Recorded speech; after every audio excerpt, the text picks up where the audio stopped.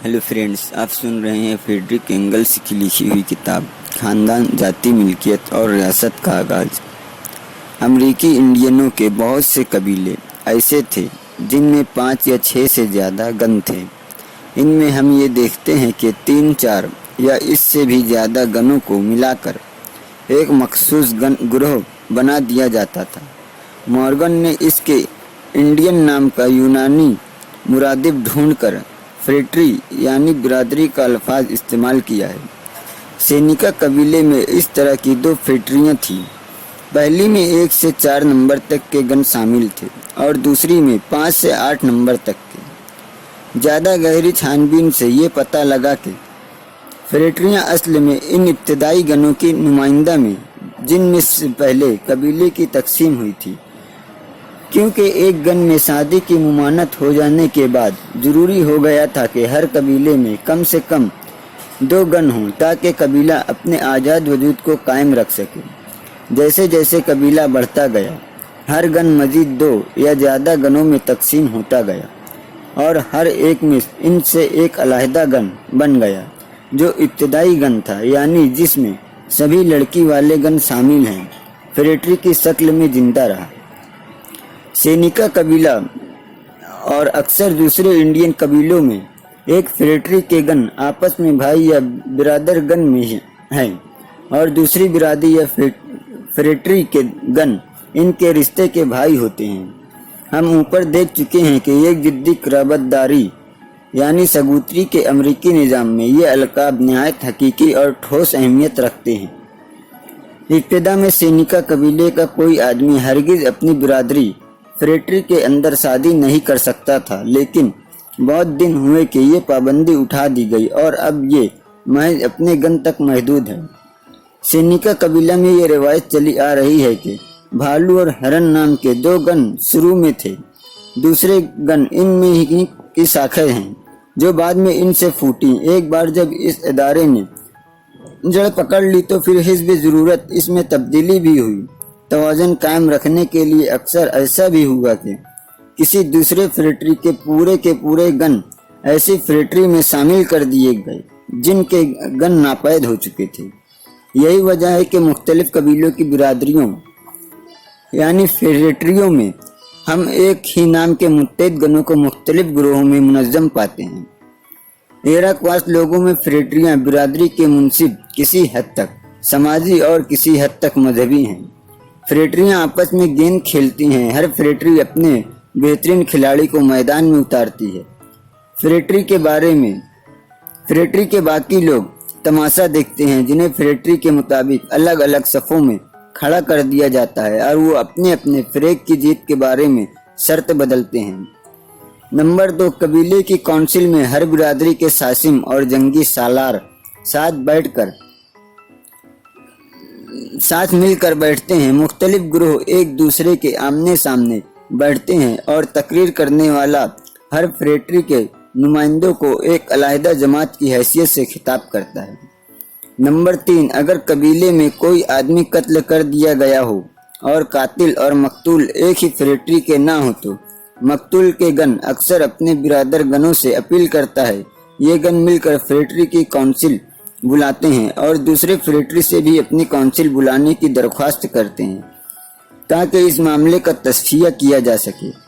इससे भी ये जाहिर होता है कि ये बिरादरी या फ्रेट्री ही असल में शुरू में असल गण थी और चूंकि वो अपनी शाखों यानी अलग अलग गणों से ज़्यादा ताकतवर होती है, इसलिए इसकी कामयाबी की उम्मीद भी ज़्यादा होती है। नंबर 4, किसी फ्रेट्री के किसी अहम आदमी के मरने पर दूसरी फ्रेट्री तहजीज़ तकफीन का इंतज़ाम करती है और मरने वाले की फ्रेट्री के लोग मातम करते हुए जनाजे के साथ चलते हैं। अगर कोई सासिम मर जाए तो दूसरी फ्रेट्री के लोग इराक़वास लोगों की वफाकी काउंसिल में इत्तला देते हैं कि इसकी जगह खाली हो गई है। सासिम के इंतखाब के वक्त फ्रेट्री की काउंसिल फिर सामने आती है। बिरादरी गणों की मंजूरी की हैसियत महज रस्मी है, लेकिन दूसरी फ्रेट्री के गण मुखालफत कर सकते हैं। ऐसी सूरत में इस फ्रेट्री की काउंसिल बैठती है और अगर वो भी मुखालफत करने वालों का साथ देती है तो इंतखाब को मुस्तरद कर दिया जाता है। नंबर 6, पहले इराक़वास लोगों में खास किस्म के पुरअसरार मजहबी रस्में होती थी जिन्हें गोरे लोग जादू टोना कहते थे। सेनिका कबीले में ये रस्में 2 मजहबी गिरोहें अदा करते थे। हर गिरोह एक बिरादरी के लिए था। नए मेंबरों को शामिल करने के लिए बाकायदा मजहबी रस्में अदा की जाती थी। नंबर 7, अगर जैसा कि तकरीबन यकीनी मालूम होता है, फतेह अमेरिका के वक्त तिल्स कला के 4 हिस्सों पर जो 4 एक जिद्दी गिरोह काबिज थे वो 4 बिरादरियां थीं। तो इससे ये बात साबित हो जाएगी कि यूनानियों की बिरादरियों और जर्मनियों के इस किस्म के एक जिद्दी गिरोह यानी सगोत्री के माने दिए फ्रेटरिया बिरादरियां भी फौजी इकाई का काम देती थी। इन चारों में से हर एक जिद्दी सगोत्री गिरोह लड़ाई में हिस्सा लेता था। इसकी अपनी अलग सिपह, अलग वर्दी और झंडा और अलग अपना सालार होता था। जिस तरह कई गनों से मिलकर एक फ्रेटरी बनती थी, इसी तरह अपनी क्लासिकी कदीम शक्ल में कई बिरादरियों से मिलकर एक कबीला बनता था। अक्सर बहुत से कबीलों में जो कमज़ोर हो गए हैं ये बेचकर कड़ी यानी बिरादरी खत्म की गई। अमेरिका में इंडियन कबीलों की नुमायाँ खुसूसियतें क्या हैं? नंबर 1, हर कबीले का अपना इलाका और अपना नाम होता था। इस जमीन के अलावा जहाँ पर बस्ती होती थी, हर कबीले के पास एक बड़ा इलाका शिकार खेलने और मछली पकड़ने के लिए होता था। इसके अलावा वो बहुत दूर तक ऐसी जमीन थी जो किसी कबीले की नहीं थी, जिसके बाद से दूसरे कबीले का इलाका शुरू होता था। जहाँ 2 कबीले एक दूसरे से मिलती जुलती जबान बोलते थे, वहाँ बीच का ये गैर मकबूजा इलाका निस्बतन मुख्तसर होता था, और जहाँ इनकी बोलियों में कोई ताल्लुक नहीं होता था, वहाँ वो इलाका ज़्यादा बड़ा होता था। ऐसे ही गैर मकबूजा इलाकों में जर्मनी की सरहद जंगल थी। वो बंजर जमीन थी जिसे सीजर के सोयवेव ने अपने इलाके के चारों तरफ बना रखा था। डेनमार्क के बाशिंदों और जर्मनियों के दरमियान का इजारन होल्ट डिस्निस जबान में था। जर्मनी और स्लाव लोगों के दरमियान के सेक्शन जंगल और बनानी बोर थे, जिसके मानी स्लाव जबान में हिफाजती जंगल के हैं, जिससे शहर ब्रांडेनबर्ग का नाम माखूज है। ये सब ऐसे ही गैर मकबूजा इलाके थे। इन गैर वाज़ेह सरहदों के बीच में जो इलाका पड़ता था वो कबीले के मुश्तरक मिल्कियत थी। पड़ोस के कबीले वाले भी इसे तस्लीम करते थे, और अगर दूसरे लोग इसमें घुसने की कोशिश करते तो कबीला इस इलाके के हिफाजत करता और उन्हें आने से रोकता। सरहद के गैर वाज़ेह होने की वजह से अमली दुश्वारियां ज़्यादातर इसी वक्त पैदा हुई जब आबादी बहुत बढ़ गई। कबीले का नाम बज़ाहिर बहुत सोच समझ कर नहीं रखा जाता था। अक्सर इनका नाम महज किसी इत्तेफाक की वजह से पड़ जाता था। अक्सर ऐसा भी हुआ कि कुछ दिनों के बाद पड़ोस के कबीले वाले किसी कबीले को इसके अपने नाम से नहीं बल्कि किसी और नाम से पुकारने लगे। जर्मन के साथ भी यही हुआ। तारीखी तौर पर इनका ये पहला जामा नाम जर्मानी इन्हें किलोटो ने दिया था। नंबर 2, हर कबीले की अपनी एक खास बोली होती थी। असल में कबीला और बोली दोनों का दायरा एक होता था। तकसीम दर तकसीम से नए कबीलों और बोलियों की नशो नुमा अमेरिका में अभी हाल तक जारी थी, और ये कहना मुश्किल है कि इसका सिलसिला अब बंद हुआ होगा। जहाँ 2 कमजोर कबीले मिलकर एक हो गए, वहाँ मुस्तस्ना सूरतों में ऐसा भी हुआ कि एक ही कबीले के अंदर 2 बहुत मिलती जुलती बोलियां बोली जाती हैं। एक अमेरिकी कबीले में औसतन 2000 आदमी होते हैं, लेकिन चीरू के कबीले में 26,000 आदमी हैं। रियासत हाय मुत्तहदा अमेरिका में एक बोली बोलने वाले इंडियनों की ये सबसे बड़ी तादाद है। नंबर 3, गनों के मुंतखब किए हुए सासिम और जंगी सालार को इनके अहदे पर बैठाने का हक कबीले को था। नंबर 4, कबीला में इख्तियार था कि चाहे तो गन की राय के खिलाफ भी इन दोनों अहदों को बरतरफ कर दिया। चूंकि ये सासिम और जंगी सालार कबीले की काउंसिल के मेंबर होते हैं, इसलिए इनके सिलसिले में कबीले के इन इख्तियारात की तशरीह करने की कोई ज़रूरत नहीं। जहाँ कहीं मुत्तहिद कबीलों के वफाक कायम हुआ था और एक वफाकी काउंसिल में सभी कबीलों की नुमाइंदगी होती थी, वहाँ मज़कूरा बाला इख्तियारात इस इदारे के हाथ में सौंप दिए जाते थे। नंबर 5, कबीले के मजहबी ख्यालात यानी देवमाला और इबादत की रस्में एक सी होती थी। बर्बरी लोग की मखसूस अंदाज के मुताबिक अमेरिका के इंडियन एक मजहबी कौम थे। अभी तक तनकीदी नुक्ता नज़र से इनकी देवमाला की जांच पड़ताल नहीं की गई है। इन लोगों ने अपने मजहबी अकायद को शख्सी सूरत दे दी थी। वो तरह तरह के भूत प्रेत को मानते थे, लेकिन वो बर्बरियत के जिस इब्तिदाई दौर में थे, इसमें अभी तक इन अरवा को मिट्टी या पत्थर के सांचों में नहीं ढाला गया था, यानी बुत और मूर्ति नहीं बनाई गई थी।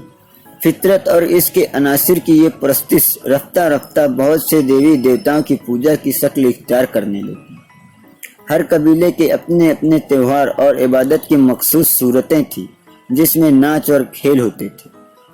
नाच सभी मजहबी तकरीबों के लिए लाजमी जुज थे और हर कबीले के लोग अलहदा अपनी तकरीरें और त्योहारें मनाते थे।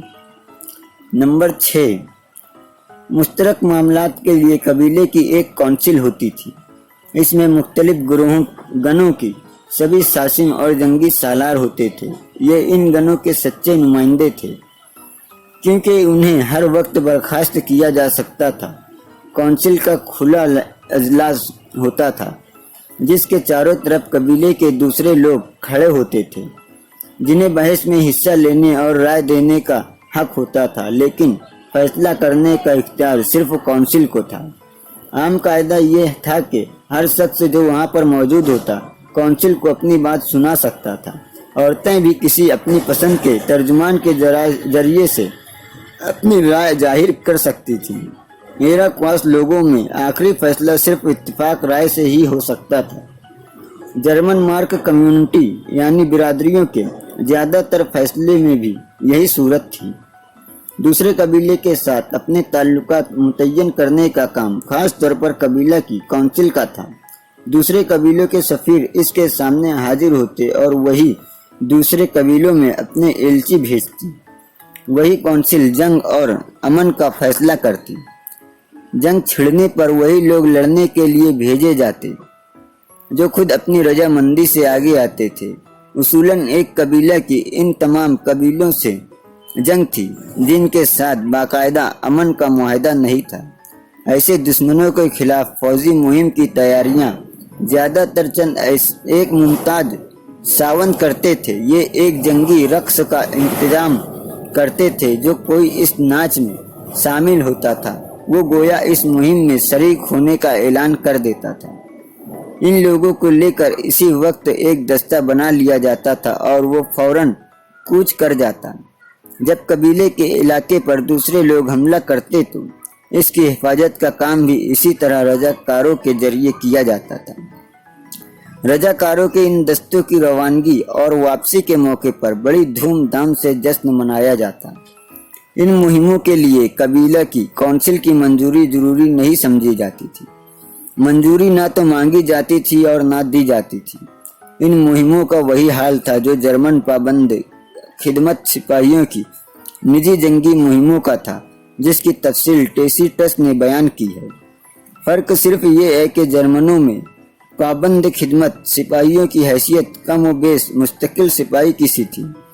अमन के ज़माने में भी इनका एक छोटा सा मजबूत दस्ता होता था, जिसमें जंग के ज़माने में और रजाकार भी शामिल हो जाते थे। इन फौजी दस्तों में बहुत लोग नहीं होते थे। अमरीकी इंडियनों की नहायत अहम मुहिमों में भी, जिनमें इन्हें लड़ने के लिए बहुत दूर जाना पड़ता था, बहुत कम लोग जाते थे।